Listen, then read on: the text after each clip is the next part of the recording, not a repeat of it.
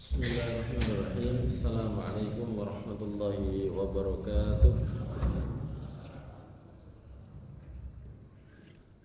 Alhamdulillah, nahmaduhu wa nasta'inuhu wa nastaghfiruh wa na'udzu billahi min shururi anfusina wa min sayyiati a'malina. May yahdihillahu fala mudilla lahu wa may yudlil fala hadiya lahu. Asyhadu an la ilaha illallah wahdahu la syarika lah wa asyhadu anna Muhammadan abduhu wa rasuluhu la nabiyya ba'da. Allahumma salli wa sallim wa barik ala sayyidina Muhammad wa ala alihi wa ashabihi wa man tabi'ahum bi ihsanin ila yaumiddin. قال الله تعالى في القرآن العظيم: أعوذ بالله من الشيطان الرجيم يا أيها الذين آمنوا اتقوا الله حق تقاته ولا تموتن إلا وأنتم مسلمون. وقال صلى الله عليه وسلم: من يريد الله به خيرا يفقهه في الدين. Bapak Ibu sekalian, jamaah salat subuh yang dimuliakan Allah, pada pagi yang berbahagia ini kita semua patut bersyukur kepada Allah Subhanahu wa taala atas nikmat yang Allah berikan kepada kita yang sangat berlimpah. Apalagi kita sudah memasuki bulan Rajab, salah satu bulan haram. Tentunya kita semuanya semakin bersemangat untuk meraih keridhaan Allah Subhanahu wa taala. Pada pagi hari ini kita akan membahas sedikit tentang anak-anak kita. Ya. Nah, ini masih anak-anak yang di depan. Ya. Jadi jamaah sekalian rahimakumullah,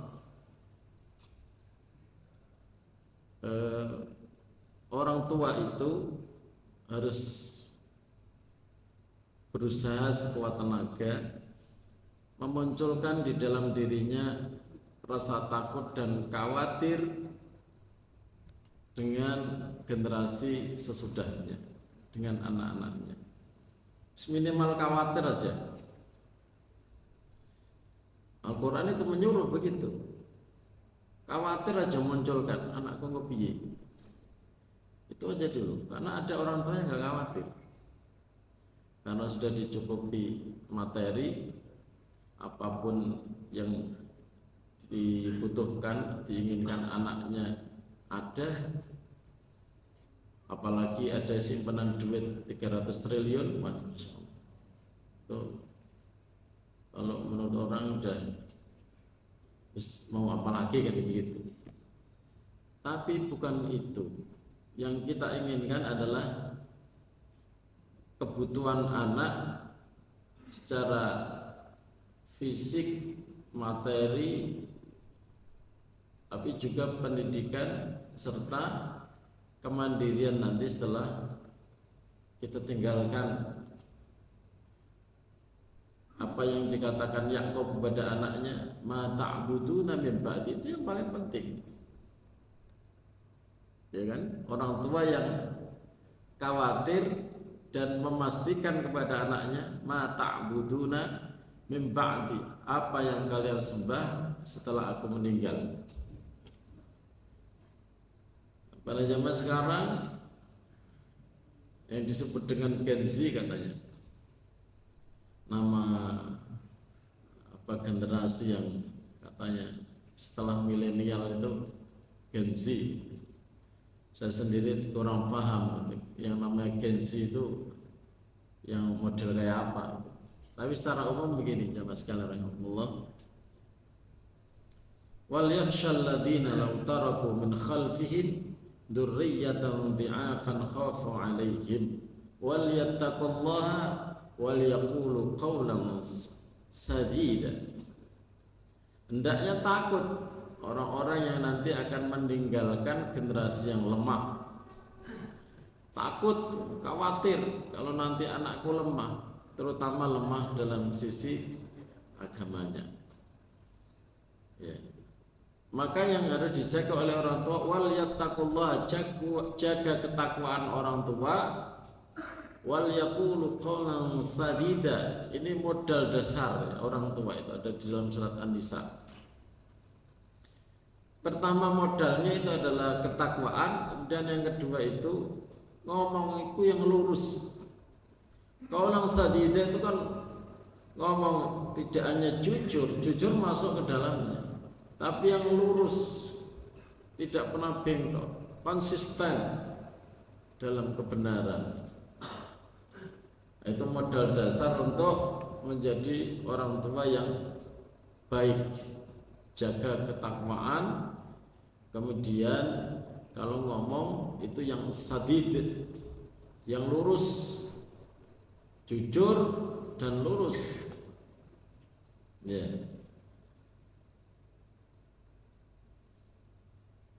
Ini materi yang sudah lama sebenarnya, tetapi masih update ya, untuk dipakai pada zaman sekarang. Dan orang-orang yang di antara ibadur rahman, yaitu adalah mereka yang selalu berdoa dengan Rabbana hablana min azwajina wa dzurriyyatina qurrata a'yunin waj'alna lil muttaqina imama. Orang tua yang selalu mengontekkan doa, karena hati dipegang oleh Allah.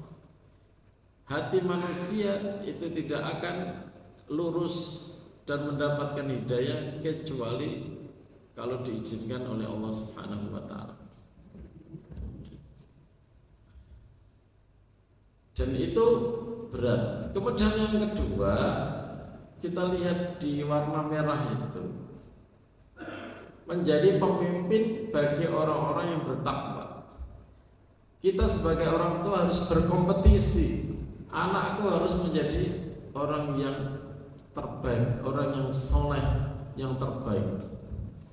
Anak-anak yang nanti kalau dia sholat itu safnya paling depan. Kalau memang suaranya bagus ya jadi imam begitu.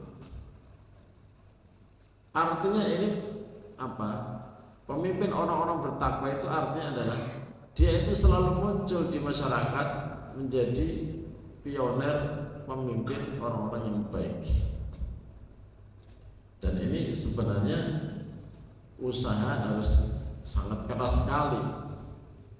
Pada zaman sekarang untuk membaca Al-Quran metodenya sudah banyak, TPQ, TPA sudah banyak. Tapi berapa persen yang sudah keluar dari kebutaan membaca Al-Quran? Nah, itu anak-anak minimal harusnya ya SD tamat itu ya bacanya sudah tartil, sudah bagus. Kalau nanti ada hafalan itu bonus, ya kan? Banyak sekarang menawarkan program tahfidz Al-Quran, sangat luar biasa. Dulu ada namanya metode tabarok yang sempat luar biasa ya gebrakannya. Ya, anak 3 tahun itu sudah diterima untuk bisa talaki, dengerin. Anak saya 3 tahun di belakang rumah ada metode tabarok, 3 tahun dititipkan, dia main sambil dengerin. Karena tidak semua rumah itu bunyi-bunyian itu Al-Quran. Bahkan rumah itu banyak yang bunyi-bunyinya itu yang aneh-aneh. Maka ditaruh di situ, dia dengar tiap hari. Hasilnya jamaah sekalian rahimakumullah, ya ini banyak ya, ini termasuk yang normal. Anak saya kelas 3 itu sudah 2 juz. Nah, itu sudah bisa biasa. Kalau di sekolahnya udah biasa kelas 3, 4, 2 juz itu sudah sangat biasa sekali. Ya. Nah, itu bagian dari usaha kita. Karena apa? Karena hati itu adalah milik Allah, nggak bisa kita mengendalikan hati anak-anak kita. Kita berkiblat misalnya kepada Nabi Nuh. Nabi Nuh seorang nabi, akan tetapi anaknya tidak mau beriman, bahkan mengambil inisiatif sendiri. Ya akhirnya Nabi Nuh merajuk, ya Allah, dia itu anak saya. Terus kata Allah, dia nanti di akhirat bukan menjadi anakmu itu. Dia itu amalun ghairu sholeh, dan dia itu nggak jadi, ya, dia punya pilihan yang lain. Makanya kita hanya berusaha saja, karena kitalah yang berusaha, Allah yang menentukan, begitu. Permasalahan anak di sekeliling kita, ya ada tren idola konser, apalagi zaman sekarang ya. Kemudian bola ya, yang sangat luar biasa. Ya. Kemudian game online, apalagi hampir semua anak kalau megang HP itu megangnya bukan vertikal tapi horizontal. Kalau megangnya HP itu sudah horizontal itu, dan yang bergerak itu dua tangan, itu sudah dipastikan bukan nonton YouTube, itu adalah main game. Ya. Kalau saya secara pribadi Pak, jenengan boleh ikut boleh enggak, boleh punya pandangan berbeda. Ya. Yang namanya teori banyak. Kalau saya sudah mengharamkan game untuk anak saya, megang HP boleh, tapi dimenitin 15 menit paling lama, dan tidak boleh gitu saja masih kecolongan kadang umiknya. Kok ada downloadan? Tapi pinter anak sekarang, di download dulu, dimainin terus dihapus Pak. Luar biasa anak sekarang, triknya itu kecerdasan ini ya. Akhirnya ada ketentuan lain, kalau ketahuan main game, nah ada hukumannya Pak. Pokoknya game udah saya haramkan untuk keluarga saya. Jenengan kalau nggak mengharamkan ya nggak apa-apa Pak. Saya itu dapat cerita, saya sekarang ngelola ma'had bahasa Arab itu di Mojokerto.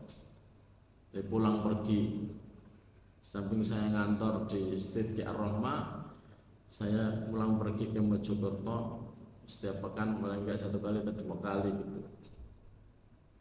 Ini yang punya yayasan ini adalah dulu punya anak Pak, orang kaya, 2 orang dokter, orang kaya. Anaknya itu sekolah di fakultas kedokteran.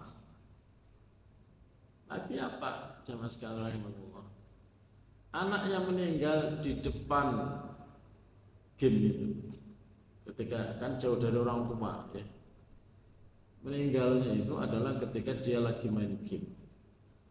Langsung shock Pak orang tuanya. Orang tua dulu itu kurang kenal agama, sekarang berbalik arah,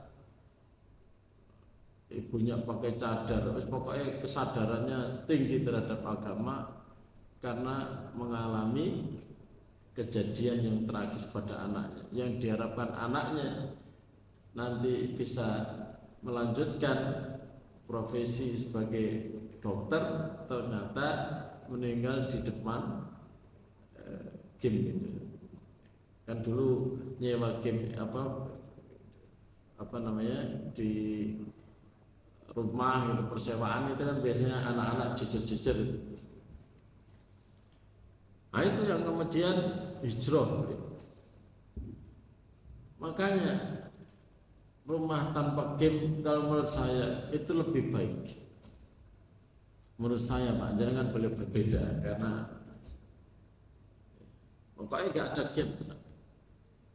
Apalagi jenengan sekarang game online itu sekarang banyak judinya. Orang anak-anak itu tiba-tiba mendownload, dibayar pakai pulsa. Bahkan adik ipar saya itu sampai 2 juta dia diklaim ke rumah. Itu ada yang datang orang timur, Pak.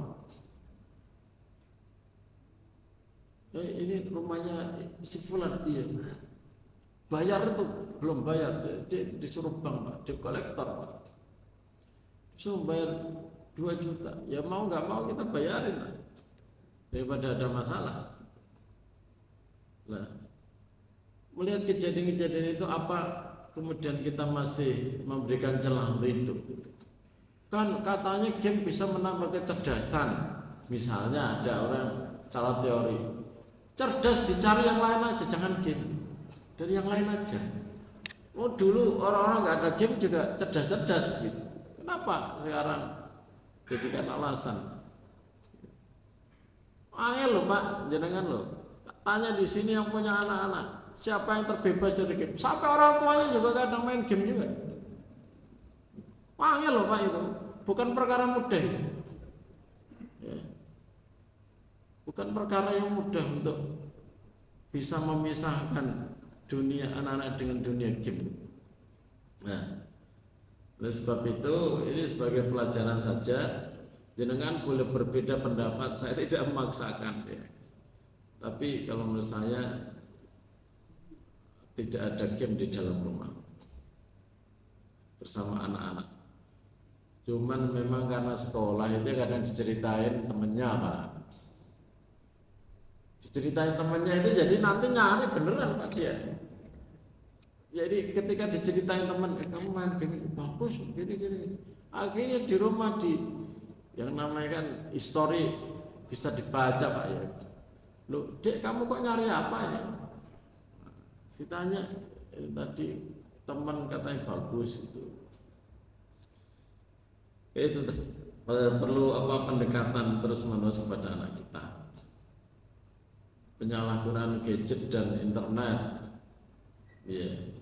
Indonesia itu ini beberapa tahun yang lalu, Pak, posisi 6 dunia untuk akses laman pornografi, dan sangat dekat sekali lah. Nah, kita lihat ini penelitian yang sudah lama, Pak. 34,58% perokok aktif sekarang tidak hanya ngerokok pakai vape. Nah, itu hati-hati itu. Anak-anak sampai anak-anak pondok ya. Anak-anak yang sudah di pondok itu kadang keluar untuk nge-vape atau untuk ngerokok. Itu ternyata mahasiswa saya yang di Mojokerto juga walaupun sudah diasramakan itu juga bohong keluar, ternyata nge-vape juga gitu, atau ngerokok begitu. Gelombang ikhtilat dan syahwat. Nah, coba di Surabaya ini khususnya, ini penelitian yang sudah lama. Ini mungkin bisa bertambah. Ya. Yang namanya generasi gini itu kira-kira harapan apa yang kita bisa berikan dan bebankan kepada mereka kan? Sulit. Cinta ditolak, murid SD mau bunuh diri. SD bunuh diri, cinta ditolak sama temannya. Oleh sebab itu, anak itu adalah anugerah, anak itu amanah, anak itu ujian. Anak juga bisa menjadi penyejuk hati dan investasi. Anak itu investasi yang turun-temurun terus-menerus. Anak kita itu penyambung amal soleh kita. Anak kita berzikir subhanallah, langsung transfer pahala yang sama ke rekening pahala kita. Anak sholat langsung transfer rekening ke kita juga. Walaupun kita sudah di alam kubur, mudah-mudahan bisa terhindar dari siksa kubur dan mendapatkan nikmat kubur juga karena anaknya yang berdoa, Rabbi firli wa liwalidayya warhamhuma kama rabbayani shaghira. Itu yang pertama, anak adalah anugerah yang indah. Semuanya kita berbahagia dengan datangnya anak. Tapi jarang yang berpikir anak saya nanti itu jadi apa? Jadi kira-kira nanti masuk neraka atau tidak, itu kadang tidak dipikirkan. Bahkan dididik sesuai dengan kebiasaannya. Ya, dididik sesuai dengan kebiasaannya. Yakhluqu ma yasha'u yahabu liman yasha'u inatha wa yahabu liman yasha'u dhukur aw yuzawwijuhum dhukrana wa inatha wa yaj'alu man yasha'u aqima. Ya, anak laki-laki, anak perempuan itu anugerah yang terindah. Sampai ada orang itu harus mengikuti program bayi tabung untuk bisa mempunyai keturunan gitu. Walaupun ketika tanda tangan itu dengan biaya yang sangat besar, ratusan juta, itu dokter sudah bilang ini 50-50 ya. Jadi nanti kalau nggak jadi ya jangan marah, berani dia tanda tangan ratusan juta. Kepala puskesmas Pucang salah satunya juga mengikuti itu, habis berapa, 150 sampai 200-an. Mahal Pak anak itu. Nah, bagi yang punya anak malah nggak mau punya anak ya. Di sini ada anaknya yang jumlahnya 10. Ada yang punya anak 10? Diturunkan 8, ada? Nggak ada. 6 nggak ada Pak, nggak ada. Ada? Selamat mana? Ada? Nggak ada lagi, nggak ada yang ngacung. 5. Nggak ada ini mah. Ini 4 saya 4, tapi cesar semua Pak. Itu sudah offset sebenarnya. Istri itu stres waktu hamil yang ke-4. Sudah stres, hamil yang ketiga sudah stres. Kenapa? Karena terlalu dekat dengan yang kedua. Tambah lagi 3 selesai, nyusul yang ke-4, tambah stres lagi Pak. Nah, cara membujuknya saya begini, anakmu yang nomor 3 membawa rezeki yang sangat besar, anakmu yang ke-4 menuntun kita nanti insya Allah ke surga. Nah, sekarang sudah lahir semua 4 laki-laki Pak. Karena sudah tidak boleh hamil ya, sudah disteril ya, nggak bisa lagi. Kecuali kalau ada tambahan lagi kan, tambahan gerbong lagi kan. Tapi kalau itu tuh saya rodok takut Pak, karena teman saya banyak yang gagal. Gagal itu maksudnya bahtera rumah tangganya yang lama itu nggak jelas arahnya gitu ya. Jadi karena sejarah membuktikan begitu, jadi rodok khawatir begitu Pak. Monggo anak-anak ini, pertama jangan telat nikah. Ya, anak-anak ya, kalau sudah S1 gitu atau sebelum S1 itu, karena untuk menjaga kehormatannya. Karena gini Pak, kalau ada orang yang telat nikah dan dia itu normal, itu pasti banyak maksiat Pak. Itu kok adanya begitu. Karena syahwat itu normalnya itu memang ketika balik itu sudah harus siap-siap untuk menikah ya. Kenapa? Karena sudah tahu lawan jenis. Oke lah, ada pendidikan sekarang itu kan umur balik itu sudah semakin awal, Pak. SD itu banyak perempuan yang sudah haid. Laki-laki SMP lah, SMP, SD juga mungkin ada ya. SMP itu sudah. Artinya kalau kita mau sunah Rasul itu ya 25 itu sudah harus menikah. Kasih contoh Rasulullah sendiri lah. 25. Kalau lebih dari itu bahaya, Pak. Ini salah satu mendidik anak ya, yang sukses bisa menikah muda 25. Kenapa saya katakan gitu? Karena orang yang normal, yang suka lain jenis, apalagi akses internet sangat mudah. Kalau 25 sampai 30 kok belum nikah, itu mesti dikhawatirkan, Pak. Dikhawatirkan, bukan saya memastikan, Pak. Dikhawatirkan itu banyak maksiatnya. Itu. Halo, yang anaknya sudah 25 tahun. Ya. Ternyata angel, Pak. Nyuruh nikah lah gitu. Ojo dianggap gampang kayak zaman dulu. Ayo nak tak jodohno sampai lulusan pondok. Engko Pak aku durung mapan ketemu. Mapane lho. Satu omah itu tak. Gajinya berapa sebulan gitu tak. Terus pokoknya nak ono anak kok njaluk nikah, Pak. Ojo ditahan-tahan, Pak. Bener zaman sekarang, Pak. Pertama itu memang sunnah Rasul supaya anaknya banyak. Karena zaman sekarang, Pak, dia telat nikahnya.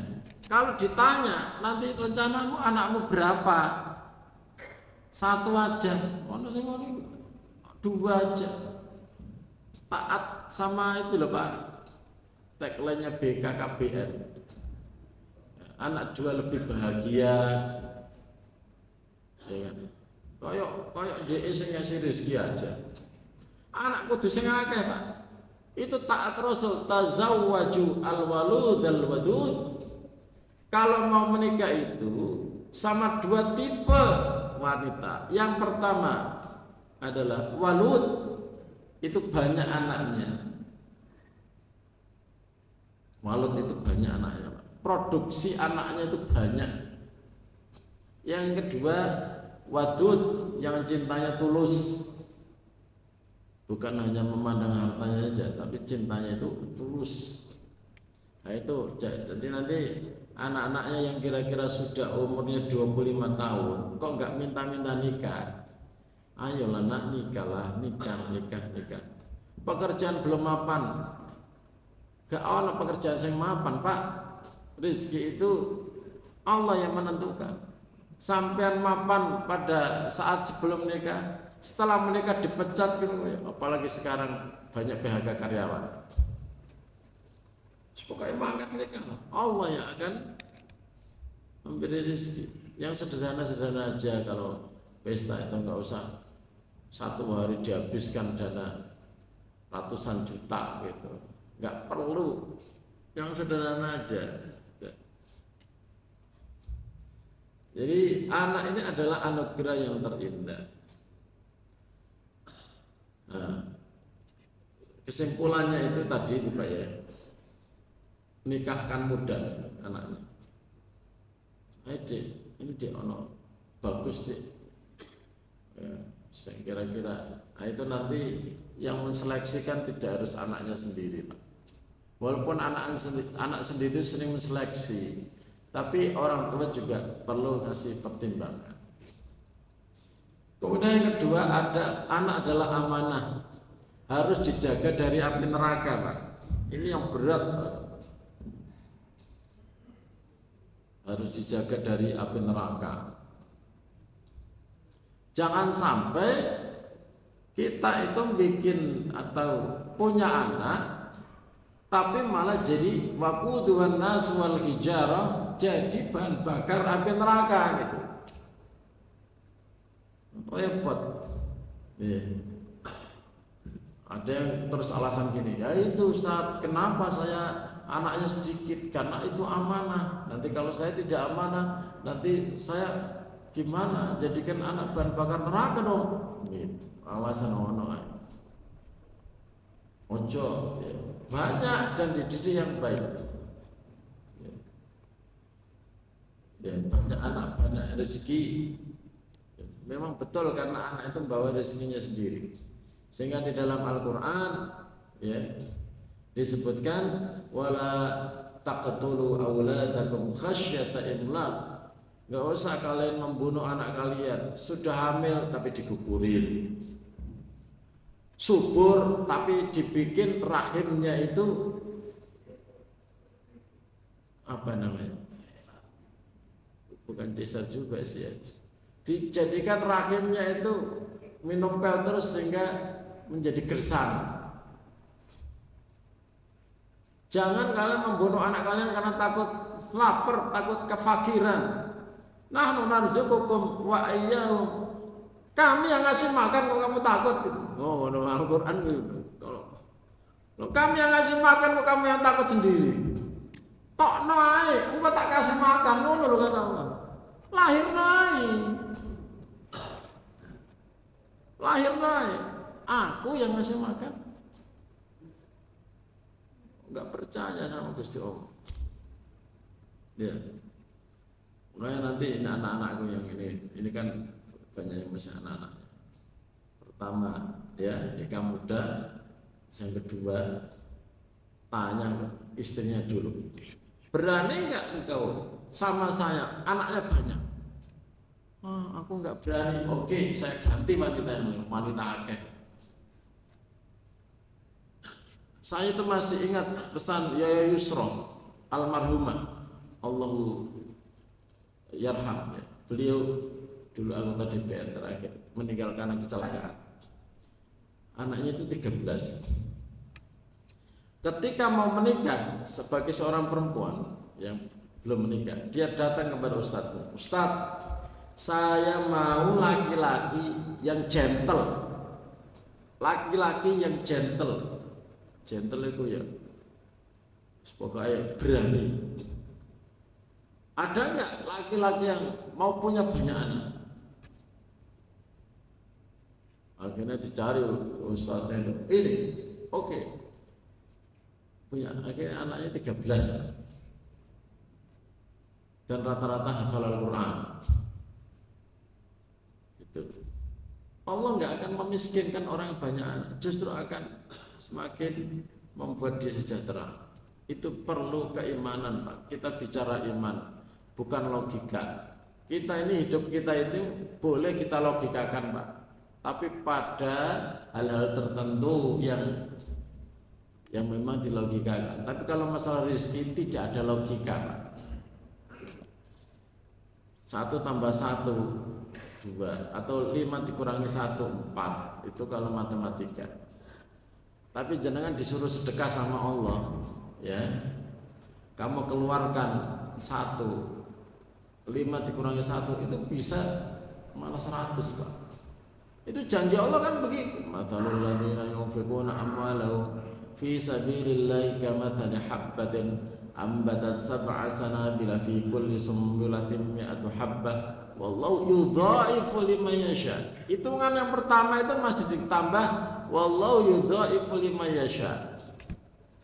Kalau jenengan percaya itu, jenengan nggak akan yang namanya memelihara sifat kikir, hitung-hitungan. Aku butuh kok bantu orang, itu kan logikamu. Wes tah, bantu aja orang lain. Allah menyelesaikan urusanmu. Allah lo sudah bilang begitu, tapi kita itu masih hitung-hitungan logika, sehingga hidup kita ini jadi sulit begitu. Logika manusia. Nah, sekarang tambah hitung-hitungan itu anak-anak. Tambah hitung-hitungan.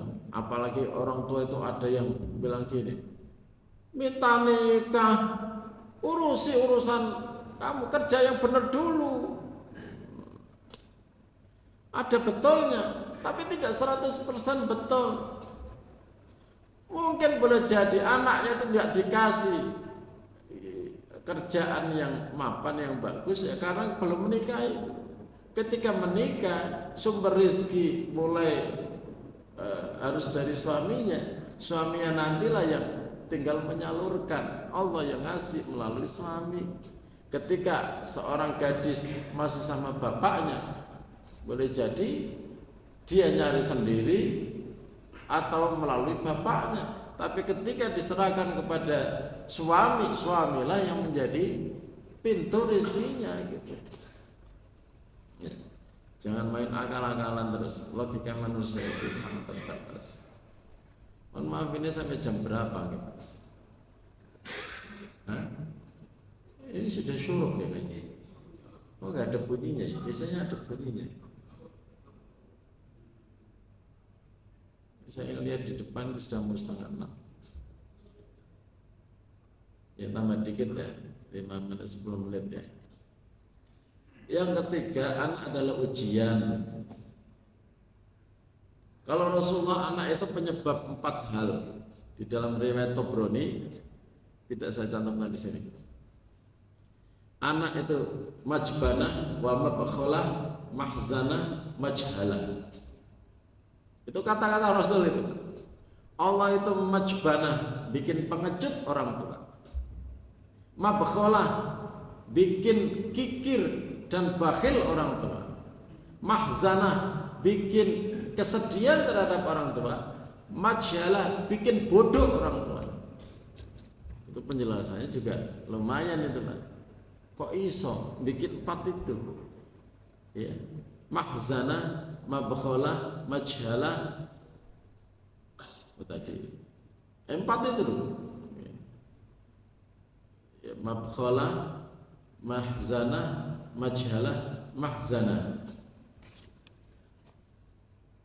Itu ada penjelasannya, ini syarah hadis.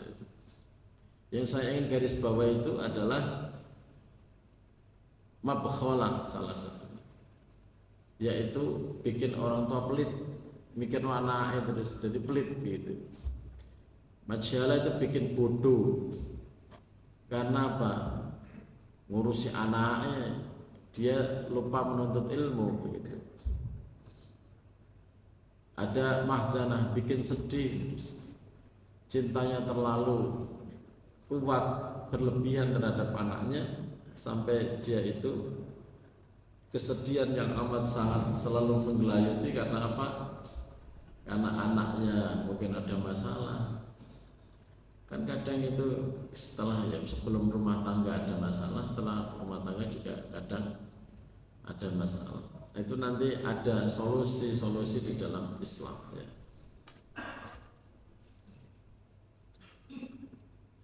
Kemudian anak adalah penyejuk mata atau hati. Lihat anaknya itu pintar ngaji gitu ya Allah. Kemudian yang kelima, anak adalah investasi akhirat.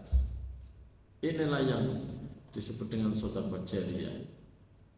Wa ilmun yuntafa'u bihi wa waladun shalihin wa waladun shalihun yad'u lahu. Ya. Jadi jadi kemanfaatannya kemanfaatan yang abadi Pak kalau anak. Makanya nanti anak dan keluarganya itu kan akan disusulkan dengan orang tuanya di akhirat. Itu adalah bentuk syafaat yang dilakukan oleh anak terhadap orang tuanya, bisa membuat orang tuanya itu derajatnya sangat tinggi di sisi Allah Subhanahu wa ta'ala. Nah, untuk yang Gen Z ini sekali lagi tadi sudah saya singgung sedikit-sedikit ya. Jenengan nanti baca buku sendirilah karena memang nggak bisa selesai dalam waktu yang singkat ya, pembahasan masalah ini. Ini buku sudah lama, akan tetapi insya Allah masih update sampai sekarang. Jenengan beli buku Tarbiyatul Aulad fil Islam, edisi Arabnya, bagaimana mendidik anak di dalam Islam, karangan Profesor Dr. Nasih Ulwan. Ya, tahu itu masih ada nggak? Dulu sudah diterjemah, ya. mendidik anak sesuai dengan Islam. Nah, ini buku beliau itu membahas ketika jenengan ngomong mendidik anak, sebenarnya hal pertama yang harus jenengan lakukan sebelum ono anak itu sudah harus dipersiapkan. Yang pertama kesolehan dirimu, yang kedua itu adalah cari sawah yang subur, yang baik untuk pendidikan anakmu, yaitu apa? Nyari pasangan. Ketika jenengan mau bicara masalah mendidik anak, cari pasangan yang siap untuk mendidik anak. Saya kasih contoh. Kalau orang itu terlalu pede, misalnya dia seorang ustadz, dia seorang dai, dia merasa pendidikan agamanya sangat bagus, milih calon istri yang sembarangan. Itu persis kisahnya seperti Abdullah Al-Qasimi. Abdullah Al-Qasimi ini orang Arab, Pak. Beliau itu seorang dai yang terkenal. Kiprahnya di dunia dakwah tidak dipertanyakan, maksudnya pokoknya hebat. Tapi ketika dia itu lagi ada dakwah di Lebanon, dia kesengsem sama kecantikan seorang wanita yang tidak pakai jilbab. Dalam hatinya, kok hatiku, ini ujian dari Allah ya, kok tiba-tiba aku kok luar biasa, senangnya gitu. Wah ini kayaknya memang mungkin jodohku kali. Terus ketika ngobrol-ngobrol, tahu nggak kalau wanita ini sebenarnya agamanya itu nol, bukan Islam. Agamanya nggak jelas, Pak. Tapi dalam dirinya meyakinkan gini, oh ini nanti tak dakwai, tak suruh pakai jilbab, tak Islam no, gitu kan ya. Akhirnya menikah, Pak. Betul, senang. Sebagai seorang dai yang sudah kiprahnya luar biasa, pengalamannya, dia berusaha ngajak istrinya untuk masuk Islam, gagal. Bahkan ketika diancam, istrinya mau, kalau gitu kita cari aja, takut dia. Akhirnya dia sudah mulai lagi menurunkan dakwanya, enggak dakwah lagi, akhirnya hidup rumah tangga gitu aja. Dia punya pikiran Nabi Nuh juga istrinya kafir, kemudian Nabi Lot juga kafir, gitu kan. Tidak hanya itu, Pak, lama-lama dia sendiri jadi ateis, Pak. Akhirnya dia meninggal dalam pelukan istrinya dalam mandi ateis, gak punya agama. Makanya istri itu sangat penting. Kalau kita bicara mendidik anak, istrinya juga harus dididik dengan baik. Dan itu dimulai ketika memilih calon istri. Gitu. Jauh pandangannya. Jangan sampai terjadi seperti Abdullah Al-Qasimi. Sayang, Pak. Beliau itu ngarang buku laris tentang masalah dakwah, sehingga orang-orang yang di sekelilingnya ahli ilmu itu bilang, cukuplah Abdullah Al-Qasimi ini masuk surga dengan bukunya yang sangat luar biasa. Tapi ternyata akhir hidupnya juga seperti itu. Karena apa? Salah memilih pasangan. Tapi jangan sampai milah-milih, akhirnya nggak nikah-nikah. Bukan begitu maksudnya. Milih, jangan milih yang sempurna. Sampai berdoa kepada Allah, ya Allah, tolonglah hadirkan untuk saya istri yang solehah, yang tinggi semampai kayak artis, kayak model, gitu, yang cantik, yang anaknya orang kaya, kabeh disebut.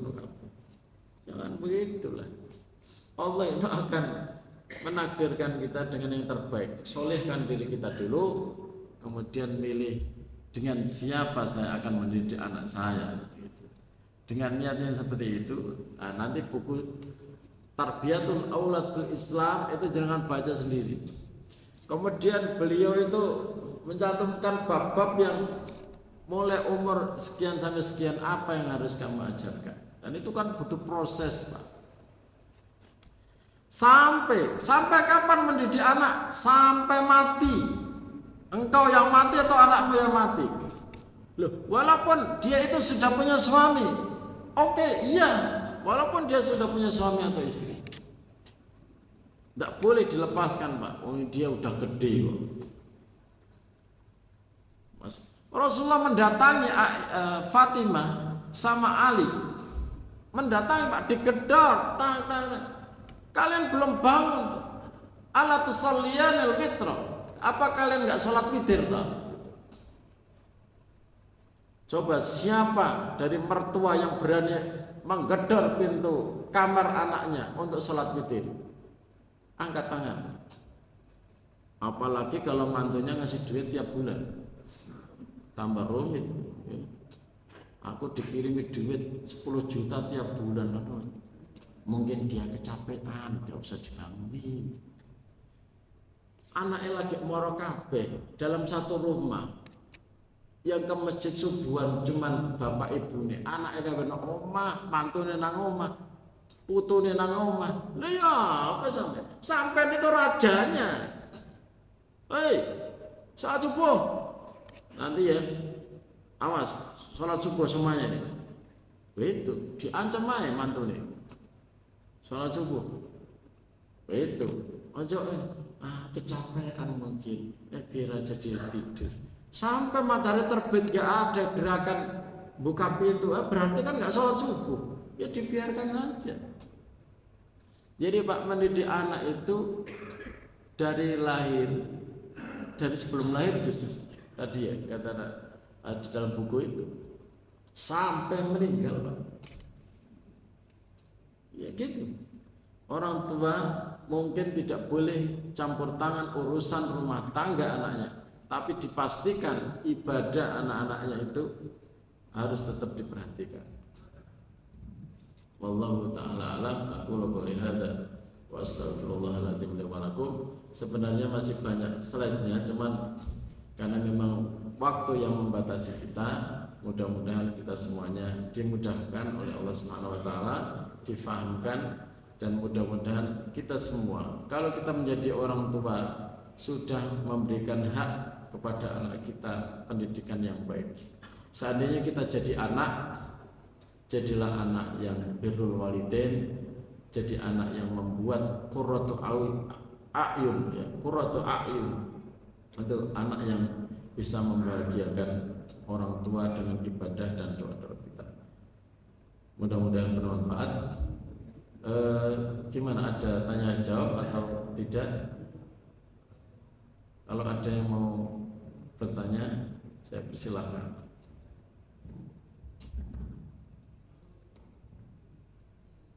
Apapun nggak ada, kalau nggak ada kita tutup dengan doa kafaratul majlis. Subhanakallahumma bihamdika asyhadu an la ilaha illa anta astaghfiruka wa atubu ilaik. Assalamualaikum warahmatullahi wabarakatuh.